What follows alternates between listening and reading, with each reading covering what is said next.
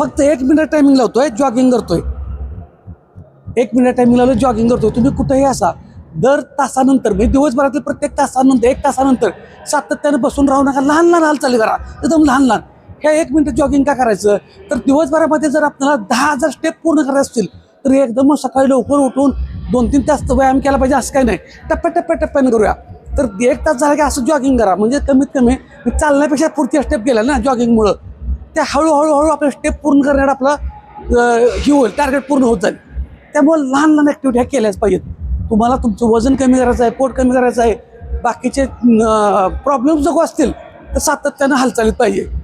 पण तुम्हाला कुठं जिमला जायचं का, लगेच म्हणलं का दुपारी उठा जिमला जावा. तुम्ही जॉबच्या ठिकाणी असाल, कुठेही असाल, खुर्ची बसेल जागा सोडा, 1 मिनिट काहीतरी हालचाली करा. जोपर्यंत तुम्ही स्वतःला ॲक्शन घेत नाही स्वतः, तोपर्यंत काहीही कोणीही करू शकत नाही.